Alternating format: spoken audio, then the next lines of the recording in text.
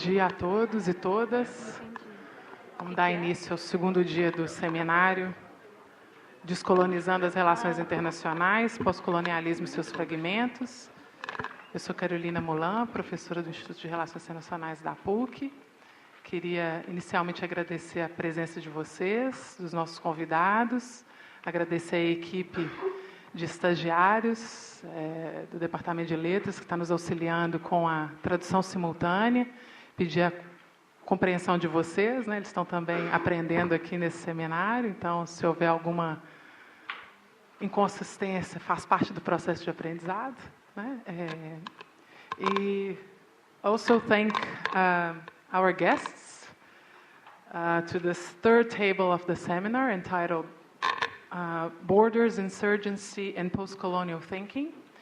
The idea for this panel was actually to think through bordering practices as specifically colonial practices and how borders have been central to colonial and decolonial projects, and how insurgency, revolutions, resistances have been fought through and across those borders. And also thinking borders not only in spatial terms, but also in terms of boundaries, right? How bordering practices constitute identities, social relationships, and potentials for rethinking the political. So I'm very honored to be hosting Professor Ana Agatangelou, who was my external reviewer, not so long ago, I hope. We will start and follow the program. So Ana Agatangelou will speak first, then Ana Carolina Delgado and Jean Tibli. I will introduce them all in the beginning so we can move on to the discussion. So Ana teaches at York University in the Department of Politics. She was a fellow in the program of Science, Technology, and Society at the School of Government at Harvard University, and she's now a fellow in the Department of Conflict Resolution, Human Security, and Global Governance at McCormack Graduate School of Policy and Global Studies, University of Massachusetts. Her work has appeared in several journals, such as Contexto Internacional, Proto-Sociology, Globalizations, International Studies Quarterly, Feminist Formations, International Journal of Feminist Politics, American Political Science Review, Cyprus Review, etc. She's also the co-editor of 2016 book, co-edited with Kyle Killian, entitled Time, Temporality, and Violence in International Relations, Defatalizing the Present, Forging Radical Alternatives, published by Routledge. She was the co-editor with Nevi Soguk of Arab Revolutions and World Transformations, published in 2013 in the series Rethinking Globalizations, also by Routledge, and the author of the Global Political Economy of Sex, Desire, Violence, and Insecurity in Mediterranean Nation States. She's also the co-founder and co-president of Global Change Institute in Nicosia, and currently she's working on a book on global humanitarian innovations post-war, in the post-war environment, and a book on decolonial and insurgent politics. Ana Carolina Teixeira Delgado is an assistant professor at the Federal University of Latin American Integration. She holds a PhD in international relations from PUC-Rio.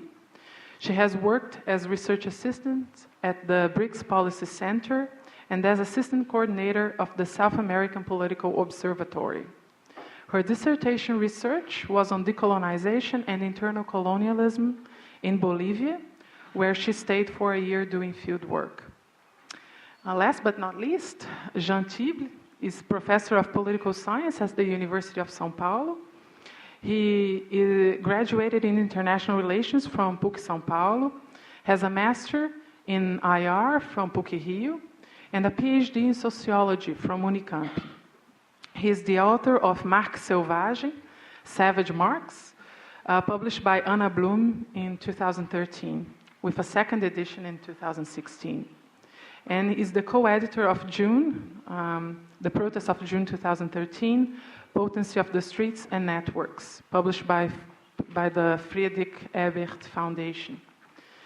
He's also the author of Cartography of the Emergency, New Struggles in Brazil, and is also the author of several books, articles, and interviews who are available at the USP website.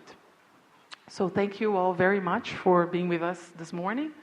We'll have 20 to 25 minutes for each presenter, and then we will open up for questions. Thank you. First of all, thank you so much. Thanks, Carolina, for inviting me to be here, and thanks for all of you, the last couple of days for the great conversations with many of you. So basically, I was supposed to talk about insurgency more than borders and bordering, but I guess I will talk about it indirectly.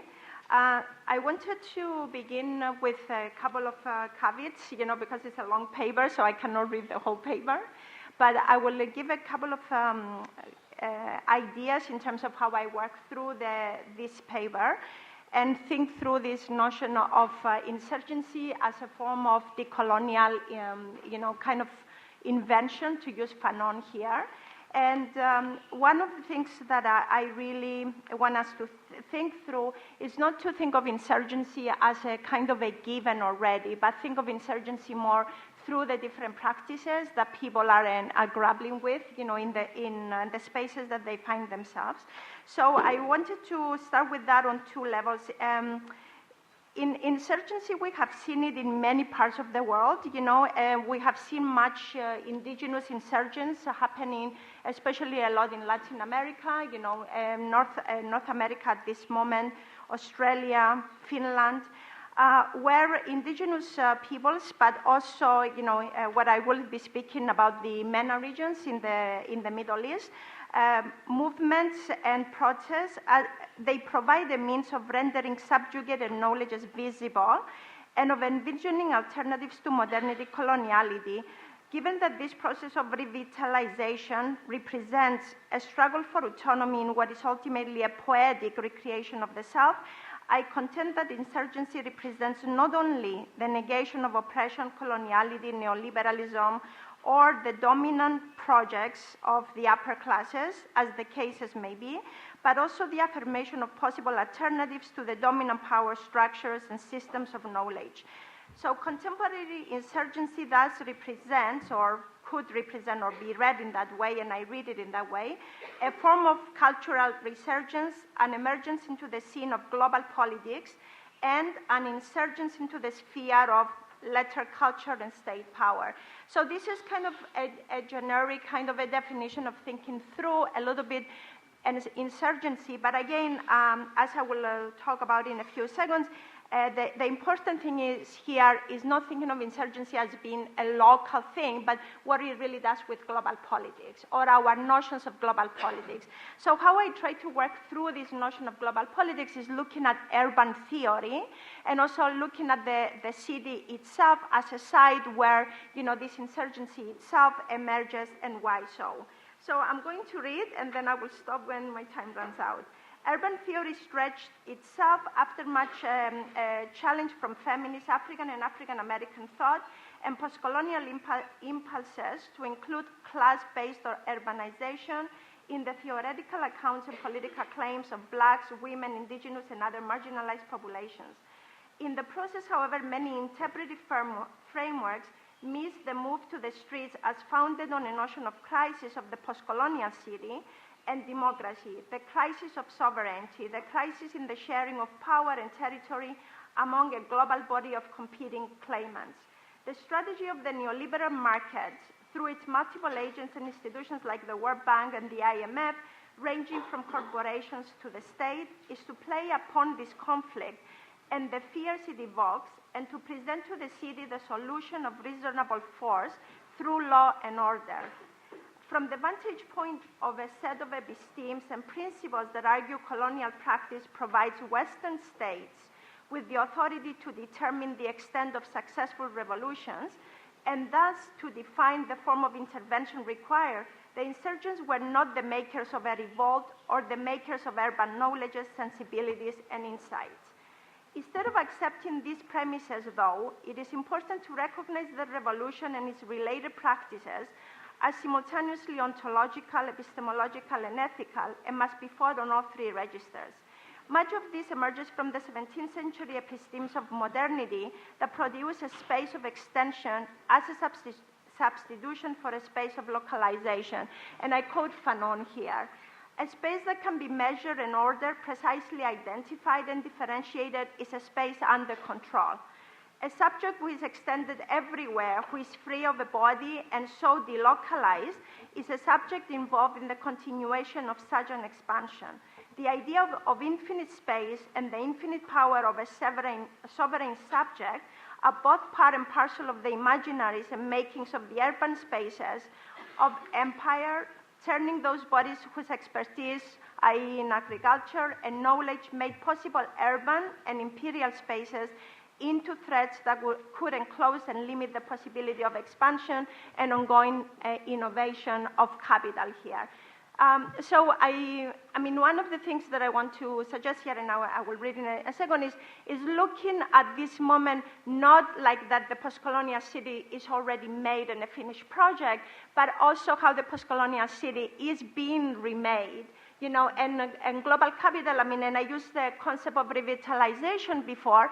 Global capital is using very much this idea, we are going to revitalize, you know, urban spaces. We're going to revitalize basically global politics by being able to spread everywhere. So I want us to think along this notion of the post-colonial city as being made and unmade, you know, in the process of, you know, what it means to renovate or what it means to innovate, which is the new concepts of capital.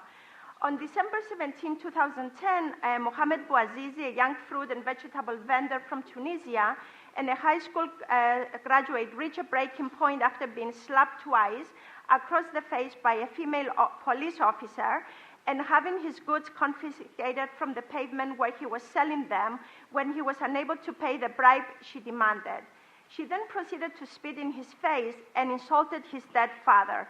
This intimate and yet public sexual working-class humiliation, which accompanied the slap, led to Bouazizi setting himself ablaze with paint thinner in front of the local governor's office, dying 2 weeks later. Within a space where grievances and violence are intertwined and sex relations are striated, a uniformed woman, a state representative, slapping a working-class man on a pavement highlights how, in this very intimate moment, space and subjects are constituted and ordered through sexual and corporeal brutality, economic grievances, and state violence. It centralizes a crucial antagonism, the sexual gratuity of the violence fundamental to spacing mechanisms, including who has the right to the pavement for slapping, for work, for the use of force, and even death. Khaled Said, a young Alexandrian who worked on computers, was killed by Alexandria police on June 7, 2001 for posting a video showing, 2011, for posting a video showing police discussing how to distribute the seized property from a drug bust. He was in an internet cafe uploading the video when two detectives ambushed him. He challenged them, saying that asking for his identification was outside their authority. For this, they attacked him, smashing his skull. They took him to the police station where they killed him. To avoid responsibility for his death, they threw his corpse in the street and claimed strangers attacked him. The deaths of both Bouazizi and Said sent Tunisians and Egyptians to the streets, disrupting the idea that gratuitous bodily violence ought to be the organizing principle of making any space, order, and sexual racialized class relations. Both deaths highlighted a crucial antagonism, the notion that all citizens do not inhabit the spaces equally. In both moments, the state police met a subject citizen with the force inscribed in the authority of the police. And this becomes very significant around, the insurgencies, where a lot of the conversation around whether, the Arabs were able, not just Arabs, but the MENA region's insurgencies were really possible, or whether the MENA region people were able to take to the streets, because there was this idea that authoritarianism would not let them do that, and that they were always subjected people. So here, in a very interesting way, and I would not have time to explore further this notion of authoritarianism, in a lot of ways, authoritarianism itself is constitutive of capital. So this global separation of capital from authoritarian regimes, in a way, allows for a certain kind of conversation about, who is subjected to capital, who is not subjected, especially in terms of the connection with that authoritarianisms in the MENA region. The death of Khaled Said generated uproar in the streets, but Egyptians combined this with the technology to create a site upon which to test the Mubarak regime and make politics democratic beyond liberalism. A Facebook page administered by Wael Ghonim posted the slogan Kulina Khaled Said, we are all Khaled Said.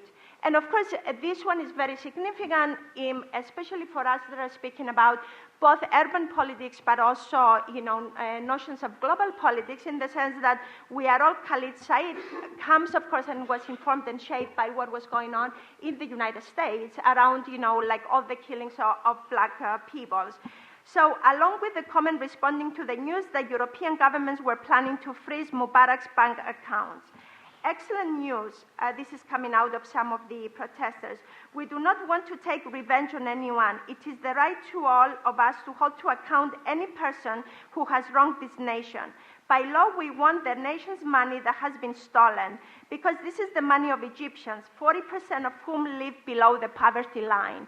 So here, this was part of the conversation during the protest, in the sense that it's, negotiating in a way that very fine line between when we think about the post-colonial city, recognizing that the colonial is very central, but simultaneously recognizing that the post-colonial leaders themselves are stealing the money of all Egyptians.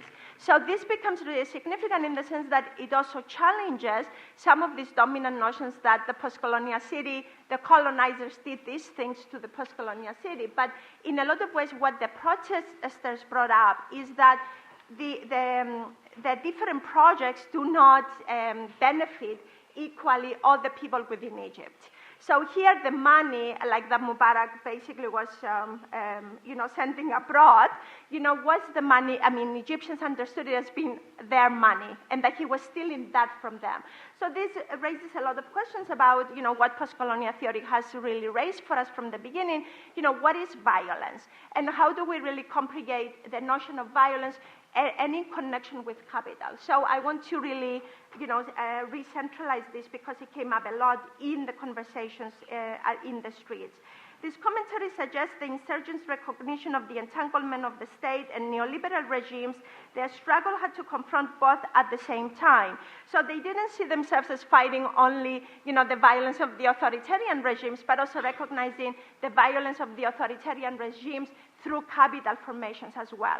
So these things work simultaneously, and a lot of the protesters raised that as part of the conversation, as I already told you.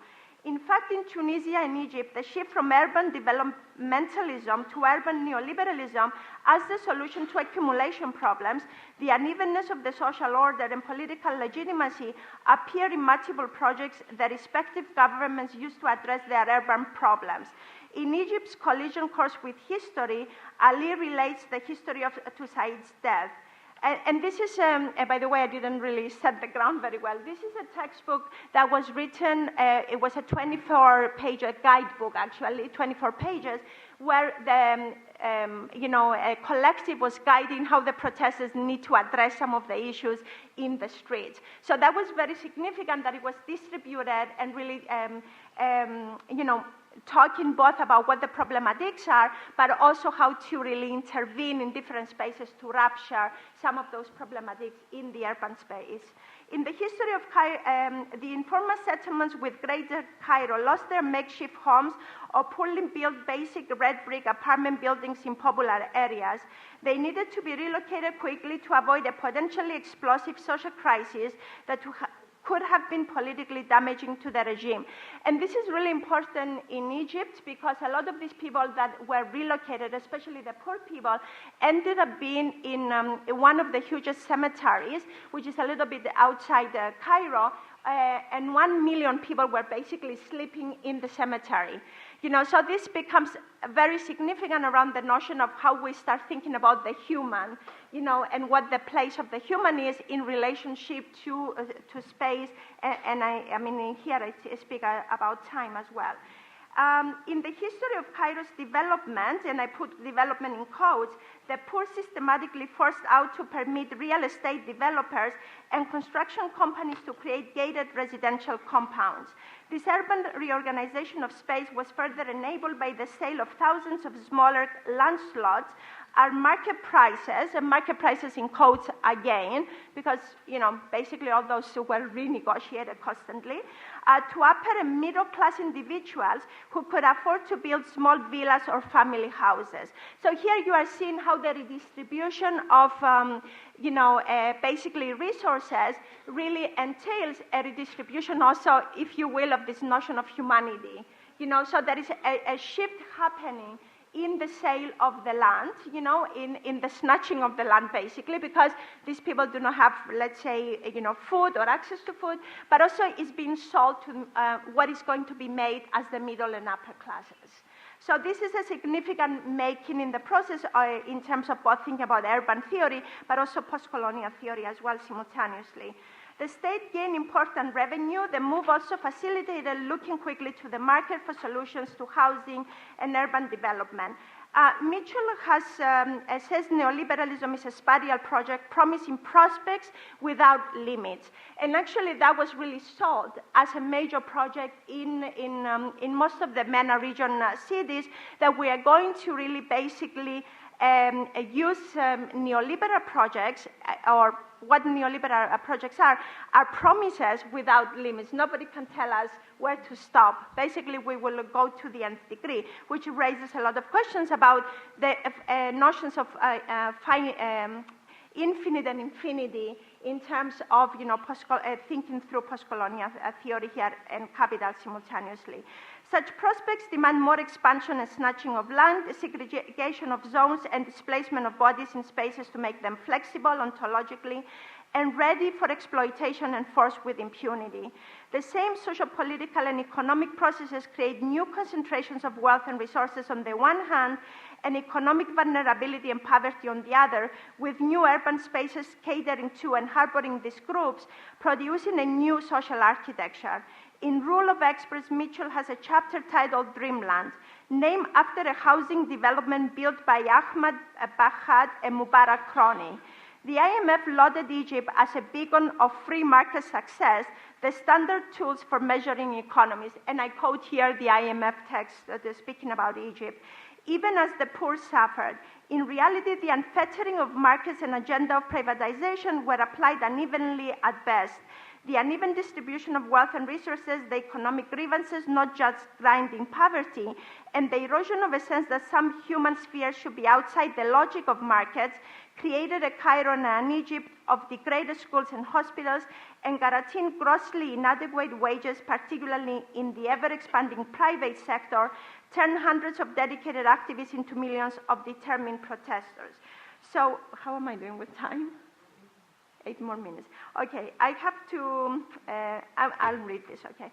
In addition to relocating and remaking the middle and upper classes in the outskirts of Cairo, the state reoriented the social reproduction of these classes towards commercialization.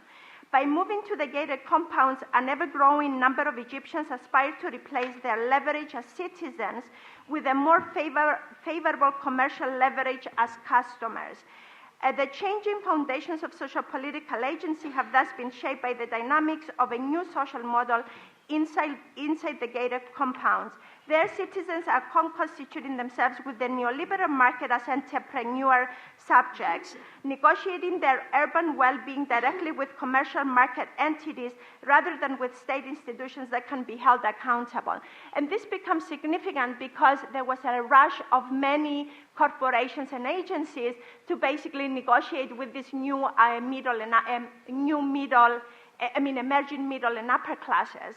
So, and a lot of Egyptians, especially of this classes, started really seeing this as their prerogative. We have money, we can do this. But again, here the complexity comes around that in the process of being made, a lot of people are being made in Egypt simultaneously. By handing over the reproduction of the middle and upper classes to the market, the state allowed the segregation of spaces even further. Marafi points to the multiple policies that relocated the poor and those dependent on the state. She contrasts our rehab city where visitors and residents enjoy markets and commercial activities, with the larger city of Cairo, which now houses those who are economically vulnerable, socially and spatially stigmatized, and a lot of them were Somalian and Sudanese refugees. And this becomes also significant because we're not just talking about the marginalization of Egyptians, but also how, talking about borders and movement here, how a lot of these people were like Somalians that were imported to do certain kind of jobs, for these new emerging Somalians and Sudanese, for these new emerging middle and upper classes.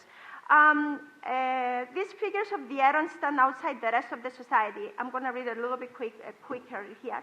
Seen as the invading silhouette of the decidedly peasant migrant from the provinces, the fellah, which is the peasant here, and this was part of that handbook that I told you before, frightened and still frightens urban society. This designation also reanimates the classic Muslim opposition between the fellah and the Hadari, the latter which signifies civilization and urban and nomad communities. And here this is important because a lot of this notion of remaking some of the poor into these fellahs, and fellahs basically were the nomads, historically, which also raises a lot of questions about how do we think of urban theory, and how urban theory itself tends to focus very much on the city, without really accounting with, these connections and networks with peasant communities elsewhere. And in here I also have some poetry and linking that to this notion of who is the fellah and how does, the poor person becomes in a way, it becomes really significant in the remaking anew of the fellah, or of these peasants. And then also the Muslim question. I have only 5 minutes, so I'm going to talk a little bit here around the notion of moving from urban critical theory to the insurgencies of the streets. Why is it significant to read the insurgencies in terms of, in conjunction with urban theory, and how does it really rapture some of the dominant understandings of the post-colonial theory itself around notions of the city? Much of the, and I'm going to summarize this, much of the urban theory has focused on, and in a way nostalgized a lot of these urban insurgencies. They turn them into these radical revolutions and really focus, like Sedgwick, one of the major urban theorists, talked about it, how people have made use of poetry, poetics, and things like that, and how, this is going to lead to the next revolution. However, I think even within that urban theory, we'll still remain with the very kind of Western notions of the city itself.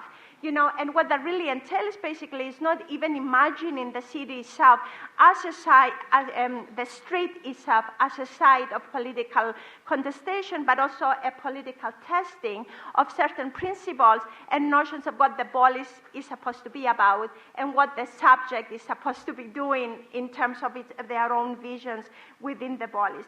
So I'm going to read a little bit of Fanon here because I bring Fanon in conversation with some of this urban theory to really allow us to both rethink urban theory itself, but also look at how the insurgencies themselves rapture some of the dominant notions of critical urban theory that really tends to focus mostly on this notion of, I guess the proletarian or the city dweller is going to emerge as the new agent of global politics or city politics. Fanon's work on anti-colonial movements provides valuable insight into the MENA insurgencies. His analytics on the zoning of colonized spaces and the dominant notions of time inscribed on them by the colonizers as and on the anti-colonial revolution opens up the space for us to reconsider the production of time, knowledges of and about the urban and its infrastructures. Instead of simply assuming the urban and its infrastructures, a reading of Fanon's notion of the ways race, empire, and violence collude to co-produce segregation of the colonial city and modernity's order allows us to think how important it is to compare urban processes and notions of time inscribed on them in colonial and neo-colonial sites of the global south, working through how these processes operate on the ground at different times, and then reconsidering the process from multiple frames and scales of reference. Such reconsideration highlights the challenge to assuming a context and dominant categories such as revolution, protest, radicalness, and even fundamentalist urban politics as a given.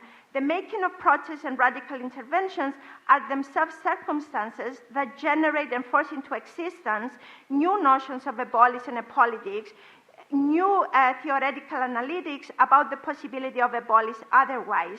These insurgencies permit us to consider how urban theory might respond not just to a worlding urbanism, but to an increasingly important off-worlding urbanism, supported by efforts to inaugurate a post-global urban political economy and ecology.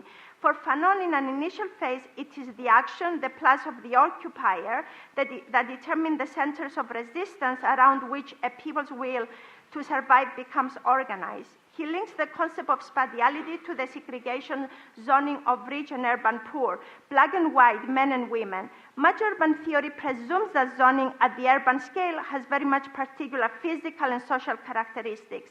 It subordinates through periphery, containment, and the difficulty of overcoming distance. It also assumes that zoning operates quite differently at a global scale. Fanon's articulation of the urban segregation in Paris and Algiers allows us to question this division of local and global. And that's the intervention I want to make here. In terms of post-colonial theory, this notion of global and local becomes ruptured by the insurgencies, but also through certain readings that Fanon provides for us. Including the notion of a linear understanding of time. When is the revolution going to happen? At what time? Becomes very important here. Colonialism and its zonings are structuring events that bring together the three fundamental and now disjunctive scales of being. The space of the individual subject is body, location, and psyche. The space of the group, the city, community, and region, and finally the space of the globe, the global institutions.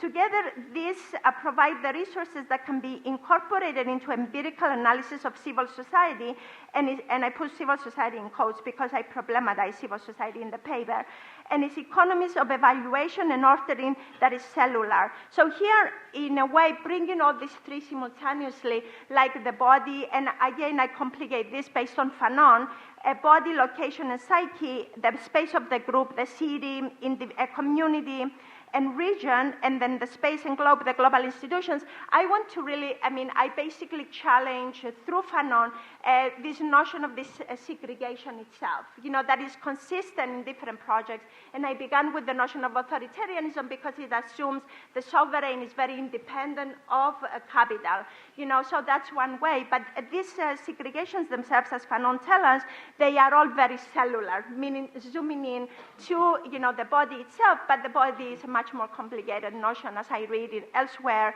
in Fanon.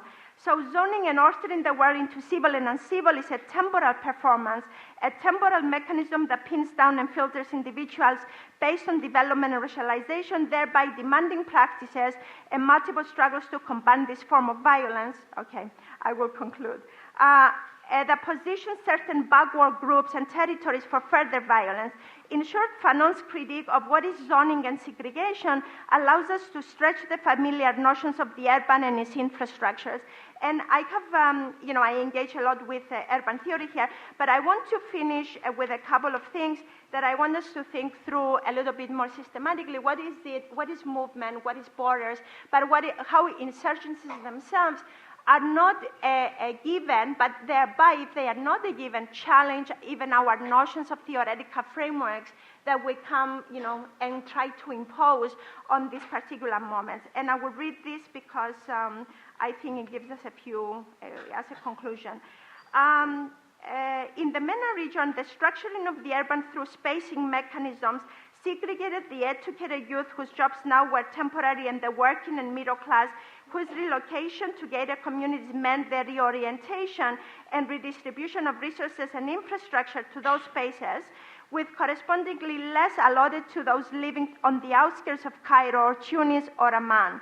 This segregation requires a certain kind of contestation, a struggle able to test epistemological, ontological, and moral principles, as well as problematize and forge new moral and polis spaces beyond the boundaries of the good that amorphous concepts of a time and abolish the limit.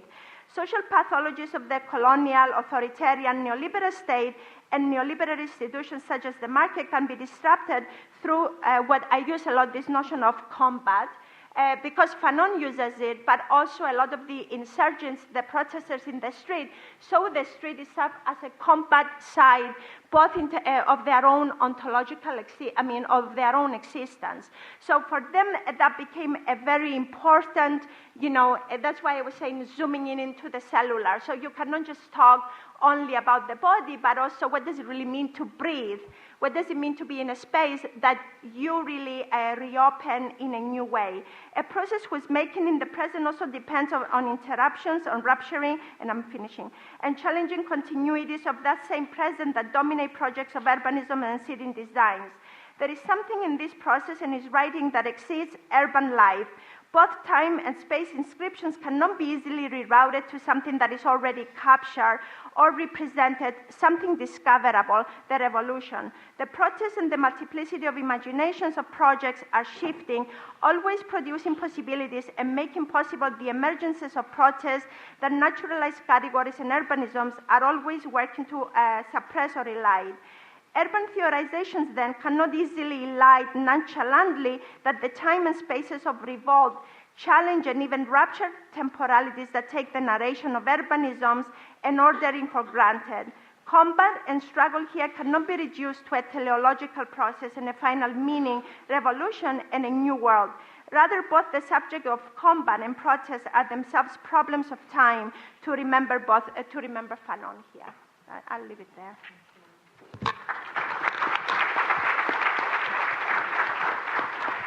Thank you, Ana, for your thought-provoking intervention. I think it resonates well with the situation of a post-colonial, post-imperial city like Rio, and the fact that some of us are grieving the failure of a global city project, while others are living under permanent siege, as Rocinha testifies this morning. Right?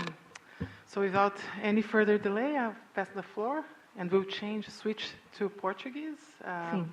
Passa a palavra a Ana Carolina. Ana. Posso começar? Primeiro, queria agradecer o convite. É sempre bom estar de volta. E queria agradecer também a fala da Ana. Eu vou falar sobre algo que eu já vim pesquisando desde o doutorado e que foi um dos pontos da minha tese, só que agora eu estou fazendo uma releitura a partir do que vem sendo produzido, do pouco que vem sendo produzido ainda sobre isso em relações internacionais. Então, vou falar um pouco sobre produção de conhecimento em RI, como, na verdade, os teóricos de RI capturam um determinado tema, que é o tema do Summa Camanha, como instrumentalizam isso,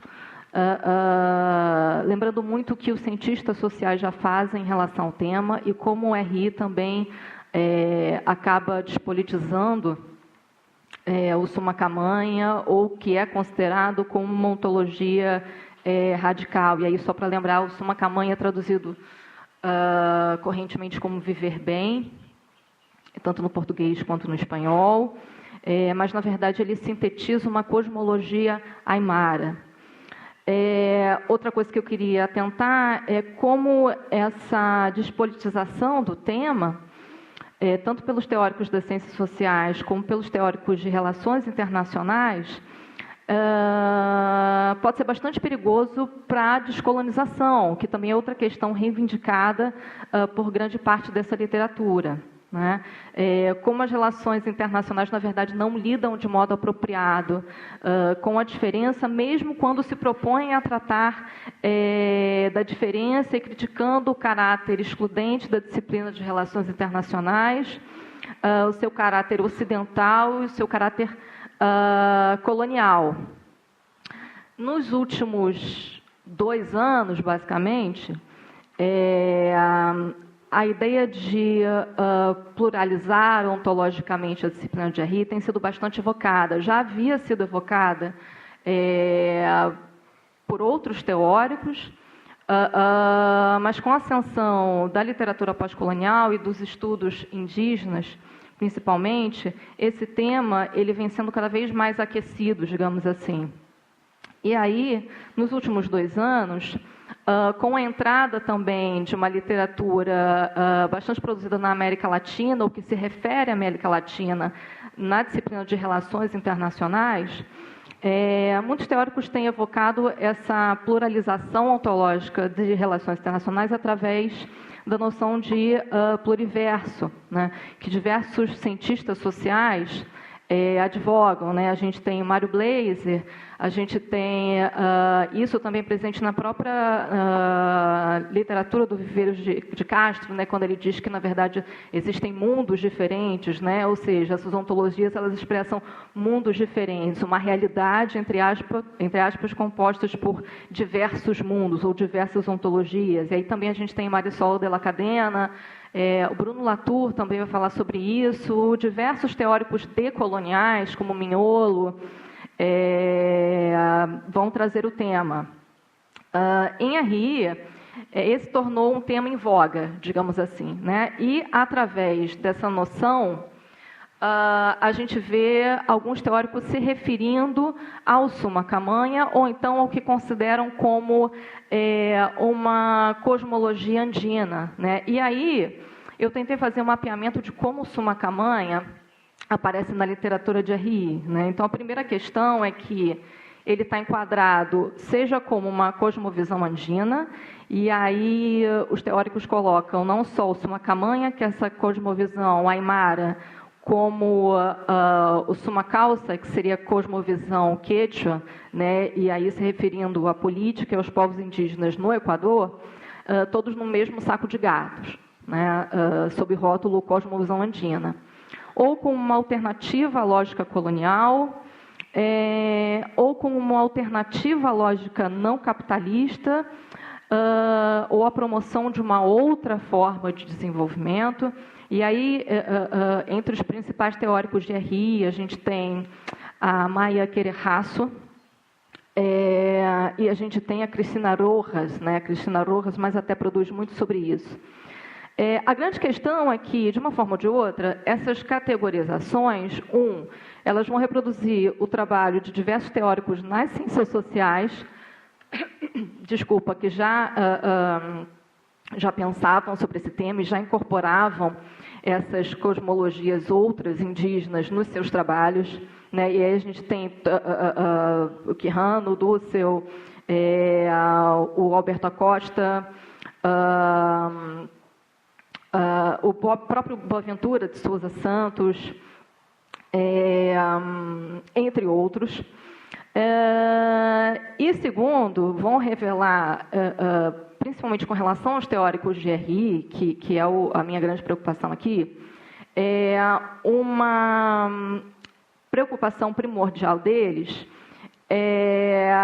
em apresentar essa diferença ontológica, essa diferença radical, mas pensar isso basicamente para a teoria em relações internacionais, ou seja, qual seria o potencial que essa ontologia distinta traria para a disciplina de relações internacionais. A grande questão é que, quando eles fazem isso, eles basicamente desconsideram todo o processo político e as disputas que ocorrem no âmbito local, né? Como é muito comum na disciplina de relações internacionais, desconsiderar o local em detrimento do global ou do internacional. Então, quando eles fazem isso, eles desconsideram, por exemplo, todas as disputas políticas que ocorrem entre o governo boliviano e os movimentos indígenas e dentro do próprio movimento indígena, que é algo que pouco se fala também. A gente fala muito de movimento indígena como se fosse um todo homogêneo e como se não houvesse disputas políticas dentro desse grupo, quando na verdade existe, na verdade são movimentos indígenas, no plural. Então, a primeira questão é que o Summa Camanha não pode ser desconsiderado desse contexto, né? E que contexto é esse? Primeiro, quando a gente pega os anos 2000, é um contexto de insurgência indígena, é um contexto em que esses movimentos indígenas, principalmente os que estão localizados na parte andina, e nos arredores de La Paz, vão bloquear a cidade de La Paz, vão demandar do governo, vão estabelecer uma crítica, primeiro, aos projetos neoliberais, ao caráter extremamente racista da sociedade boliviana, vão demandar do governo diversas questões, inclusive território, vão demandar ser ouvidos pelo governo. E aí, o bastante interessante é que, durante esse período, numa série de bloqueios à cidade de La Paz que isolam La Paz, que são liderados pelo Felipe Quispe, que é uma liderança aimara que, hoje em dia, ela é muito pouco citada, principalmente desde que o Evo Morales chegou à presidência. Todo o processo dele, né, de mobilização e de liderança, ele vai acompanhado de um processo de tentar retomar a identidade indígena, né, principalmente dos amaras. Então, ele faz um trabalho de indianização, digamos assim, dos indígenas andinos. E todo o discurso dele é baseado, na verdade, no estabelecimento e fortalecimento de fronteiras, né, entre o que é ser aimara e o que é ser, nas palavras dele, um branco mestiço, né? Então, ele reatualiza no discurso dele o que seria a figura do colonizador, que não são mais os espanhóis, mas são os brancos mestiços, essa elite branca mestiça, que, na verdade, acabou piorando ou asseverando, melhor dizendo, todo o processo de exclusão em relação ao indígena, né, desde a independência.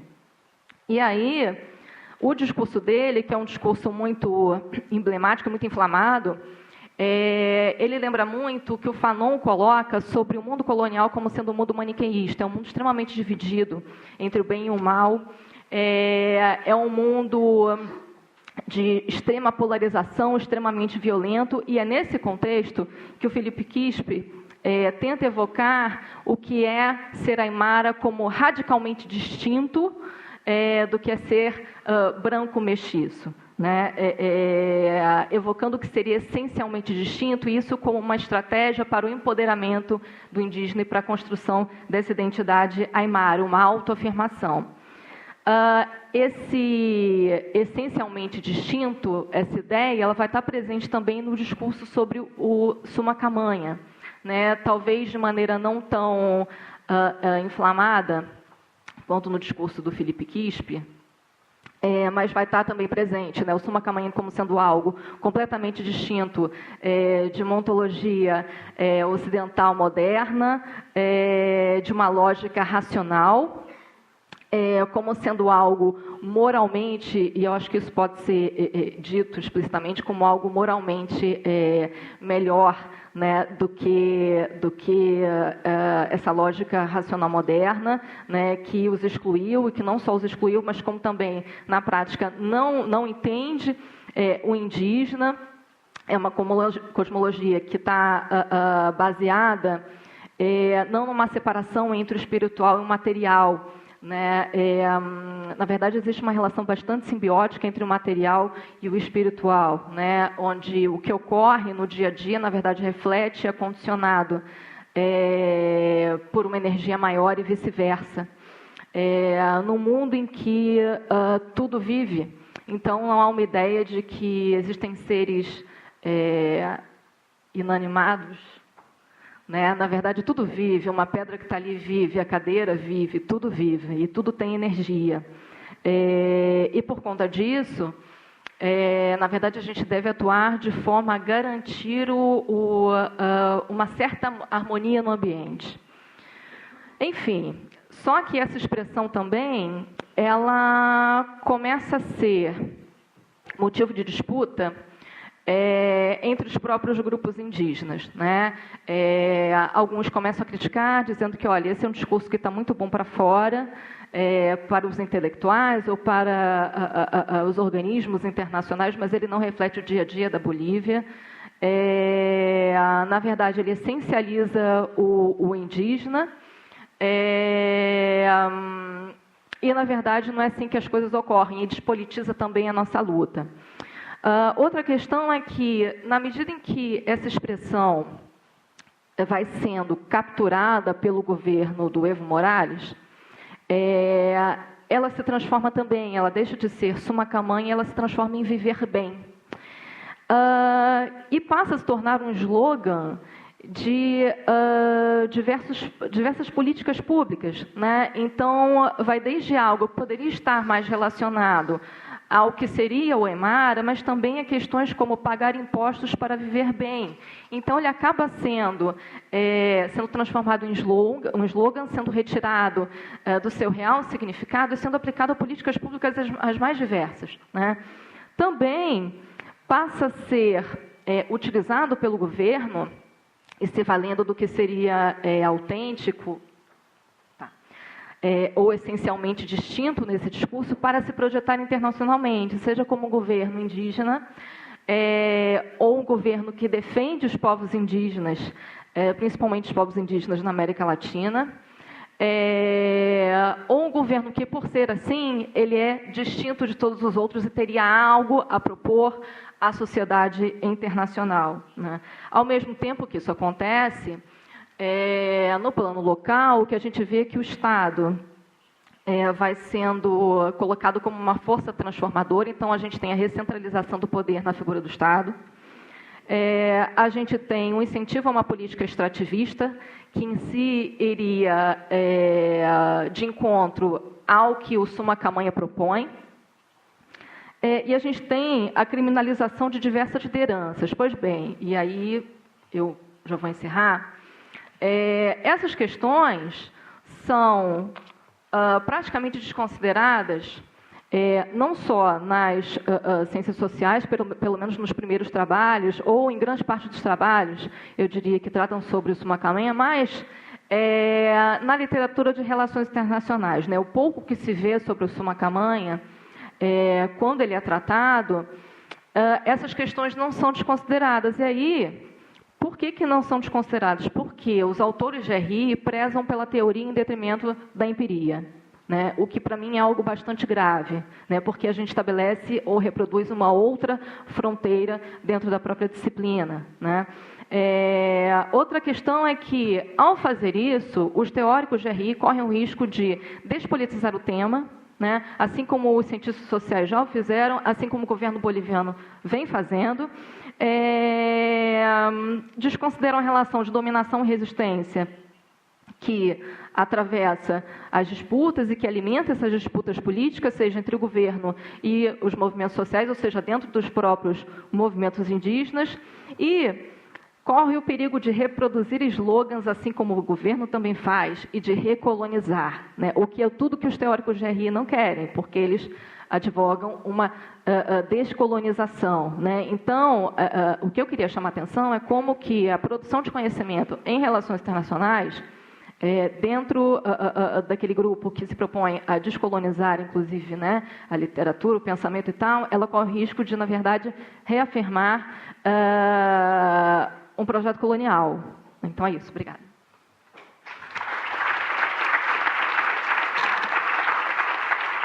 Obrigada, Ana. Passo a palavra para o Jean. Bom dia. Primeiro, agradeço o convite da Carol, do IRI. Né? Para mim é um grande prazer voltar a um lugar que foi tão importante para a minha formação intelectual. Né?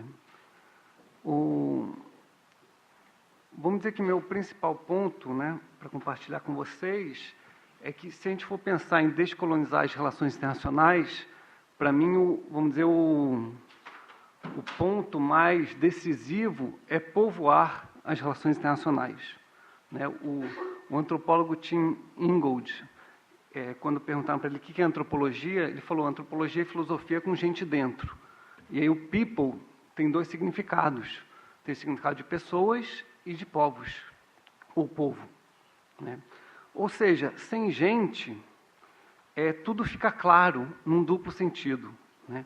Se a gente não levar em conta refugiados, migrantes, ciganos, trans, pretos, mulheres, trabalhadores, os significados de humano, natureza, mundo, cultura, política e relações fica muito óbvio e o ponto de partida, na verdade, extremamente violento, né? Ou seja, o mundo comum, que em geral se pressupõe tanto do mainstream quanto, às vezes, dos críticos em relações internacionais, ele é extremamente violento, né? Ou seja, é uma paz disfarçada, né? Na verdade, é uma guerra, porque se você pressupõe que existe um só mundo, você está, para lembrar o Fanon já convocado, digamos, aqui nessa manhã, o colonialismo é intrinsecamente necropolítico, né? Ou seja, tem uma pulsão genocida nisso, né? Isso envolve a compreensão de ciência e também da universidade, né? Que é o local onde a gente vive e trabalha, né? E nesse sentido, acho que é interessante também chamar o que a dona Haraway vai chamar de conhecimento situado, né? Ou seja, quando ela vai disputar, inclusive, a ideia de objetividade, falando que somente uma perspectiva parcial pode nos dar uma visão objetiva, né? E aí, nesse sentido, ela vai falar, e tem a ver com o que eu já vinha falando, que ela vai pregar, digamos, um conhecimento situado, mas também incorporado, né? E também esse conhecimento, ele não está ligado somente a indivíduos isolados, mas sim a, vamos dizer, comunidades, um conhecimento comunitário e também coletivo, né? Daí que vem, de novo, os dois sentidos de people que eu mencionei antes. E nesse sentido também, as lutas adquirem uma função fundamental, porque elas abrem espaços, inclusive para o debate intelectual, né? Não existe pensamento pós-colonial sem lutas de libertação nacional, lutas anticoloniais, né? O próprio Fanon, vamos dizer que seria talvez a grande figura disso tudo, ele é um híbrido de tudo isso, né? Nasce na Martinique como francês, vamos dizer, luta contra o nazismo, e é enterrado como argelino, né? Ou seja, né, isso eu acho que exemplifica de modo forte essa questão. Mas isso também envolve pensar também o nosso próprio papel aqui na universidade, como eu mencionei um pouco antes, né? O filósofo de Camarões, o Achille Mbembe, vai dizer que a gente só pode pensar em ganho de humanidade, que é um conceito do Fanon, se a gente tiver antes uma restituição, né? Uma restituição de parte de humanidade que foi roubada de vários setores da população, né? Por isso, né, e eu acho que aí esse tema ainda vai esquentar bastante nos próximos anos, a importância, por exemplo, do que foram as cotas, né, sociais, raciais, e eu acho que vem aí, já está presente, uma nova geração de intelectuais que eu acho que vai ter um efeito interessante para o país. Quando a mesa fala de insurgência, né, a Ana com 2 N's e a Ana com N falaram disso um pouco, né, envolve aqui, na minha fala, insurgência dos povos indígenas. Claro que é uma insurgência, vamos dizer, de séculos, mas a gente pode talvez situar, talvez uma nova geração de lutas indígenas, né? Aí, para sempre um pouco arbitrário situar pontos de partida, mas a gente pode pensar em Chiapas em 94, os vários levantes que derrubaram o presidente no Equador no começo dos anos 2000, né? Toda a questão boliviana que a Ana trouxe aqui, né? Os Mapuche, né? No sul da América do Sul e também no Brasil, né? Inclusive, a gente, na verdade, tem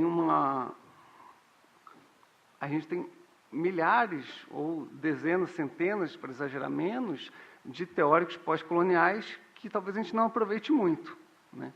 Então, aí, acho que, vamos dizer, temos uma série de tesouros do pensamento pós-colonial que estão aí bem pertinho. Então,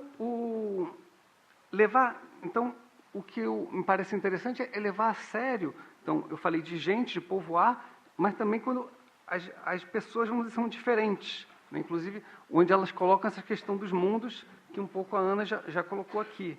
E aí eu vou citar 2 exemplos das minhas pesquisas mais ou menos recentes. Falando de um autor que me parece também fundamental para pensar o que seria o pós-colonial aqui na região, para chamar América Latina, o José Carlos Mariátegui, né? O Mariátegui é muito importante porque ele vai repelir tanto o nacionalismo, né, por exemplo, de um Aya de la Torre, né, que falava que aqui, esses conceitos vindo da Europa não tinham nenhum sentido, porque a gente teria um espaço-tempo próprio, indo-americanos. E também repelia, vamos dizer, a linha automática da União Soviética, do Comintern, da Terceira Internacional, em que teria que só aplicar os conceitos vindo de fora. Ele pouco traça uma transversal nisso, aí vai pensar o comunismo inca, e a base desse comunismo inca seria o Ailu, né, a comunidade, a propriedade comunal da terra, né? E isso, então, que seria, vamos dizer que, apesar da colonização e tudo mais, teria resistido. Então, por isso que, para ele, o socialismo estaria na tradição, seria da tradição americana. Interessante esse exemplo, a meu ver, por quê? Então, para o Mariátegui, o Ailu é isso, né? Ele é a propriedade comunal da terra e dos meios de produção. Nesse sentido, os indo-americanos seriam, vamos dizer, parte de um comunismo primitivo, de alguma forma. Só que se a gente entrar no contexto, digamos, quechua, isso não é falso, mas a terra, ou Ailu, é muito mais do que isso. Digamos, seria uma perspectiva incompleta. Ou seja, que, na verdade, o Ailu, ele dissolve o que seria uma base, talvez, do nosso pensamento em geral, essa divisão natureza-cultura. Ou seja, quando se fala da terra, não está falando só da terra no sentido não material, mas um materialismo mais bruto, digamos, né? Talvez seria um materialismo mais sofisticado, que é mobilizado, porque tem toda uma série de coordenadas sociocosmológicas que estão vinculadas à terra, até porque essa terra é povoada e habitada, né, por espíritos, por agentes humanos e não humanos, e também por plantas, animais, rios, chuvas e etc. Né? Ou seja, nesse contexto não existe uma política que não seja uma política cósmica. Se a gente, num segundo exemplo, ouviu Davi Kopenawa, né, intelectual xamã Yanomami, né, que produziu, acho que, uns documentos mais importantes da história do Brasil, ao meu ver, né, no Queda do Céu, junto com o parceiro dele, o antropólogo francês Bruce Albert, ele vai olhar para a gente, né, essa chamada antropologia reversa, e o que ele vê? Que nós somos o povo da mercadoria. É o que nos rege. Né? Interessante, de novo, a Haraway fala do olhar situado, ou seja, a partir de vamos dizer, de um olhar no que seria a margem profunda do capitalismo, ele vai enxergar essa nossa característica. E, de alguma forma, ele leva até mais a sério o que o Marx vai chamar de fetichismo da mercadoria do que os próprios marxistas hoje. Só que, de novo, pode falar, é um anticapitalismo a partir da floresta? Sim, mas ele não envolve, para, vamos dizer, forçar o argumento, operários industriais, mas sim espíritos chapiripê que se manifestam após os xamãs tomar o pó da Iacoana e que eles, vamos dizer, são de novo, os donos da floresta, ou seja, de novo, aí não tem a propriedade privada, mas é uma floresta viva e isso, digamos, que esses ritos xamânicos que mantêm o fluxo de vida da floresta, que, por sua vez, impedem o céu de cair. Né? Nesse sentido, que a luta de classes pode ter um sentido, pode ter uma relevância, ou pode nos ajudar a pensar e talvez lutar, mas uma série de outras figuras seriam talvez mais até pertinentes. Por exemplo, convocar as bruxas, né? Ou seja, né, como a Federici vai falar, o capitalismo nasce disso. Né? Ela vai dizer que o Marx só conseguiu pensar na produção e não na reprodução, porque ele esqueceu essa grande fábrica de trabalhadores que era o útero, ou é ainda. Nesse sentido, se a gente pensa, né, que o capitalismo é um sistema feiticeiro, né, as lutas também podem ser pensadas como contra-feitiçaria, contra proteção contra o sistema que nos captura, né? Daí levar a sério a questão do fetichismo da mercadoria. Né? Isso tudo também nos leva, no sentido talvez mais filosófico, a pensar talvez até um novo materialismo, já que, nesse contexto, pelo que eu compreendo, a existência desses agentes não humanos é extremamente material, né? Podem ser com quem se pode dialogar, travar embates, etc. e tal. As fronteiras, como a Carol falou, né, nesse sentido, elas tornam-se talvez mais complicadas, né? Ou seja, como pensar um mundo onde a palavra para mundo é floresta, né? É universalismo? Não sei. Mas, com certeza, explode o nosso universalismo de todos os dias, né? Se tudo é mais complicado, né, se relações adquirem um outro significado, um outro sentido, uma outra materialidade, isso se coloca também num exercício mais modesto de ciência, talvez, né? Inclusive usando ela no plural e sem o C maiúsculo, né? Uma necessidade, de alguma forma, de desacelerar, hesitar, ralentar, mesmo frente às urgências, talvez por conta das mesmas urgências, né? Ou seja, como que podemos pensar relações internacionais num contexto em que temos, sim, uma Terra, mas vários mundos? O que significa isso, né? Ou seja, que se como o teórico da política maldito, Carl Schmitt, falava, né, o mundo político não é o mundo do universo, e sim do pluriverso, né? Não por acaso a gente está numa instituição que chama universidade. Eu acho que tem alguma relação aí. E nesse sentido, então, se a gente quer levar a sério essa política cósmica, isso nos traz um alargamento democrático, né? Ou seja, que o mundo comum, que é o pressuposto de toda a reflexão em geral, ele acaba justamente sendo o que tem que ser questionado, né? Ou seja, perceber que, na verdade, esse mundo comum é uma declaração de guerra permanente, né? E talvez, né, nesse contexto, as relações internacionais tenham uma função especial, no sentido em que talvez se trate aí de uma diplomacia cósmica por ser feita ou sendo feita, né? Claro que isso envolve uma série de perigos, porque vão questionar várias nossas premissas, né? Ou seja, num contexto de fim de mundo, talvez a gente tenha que deixar de lado o bom e velho cosmopolitismo e abraçar as cosmopolíticas. É isso, obrigado.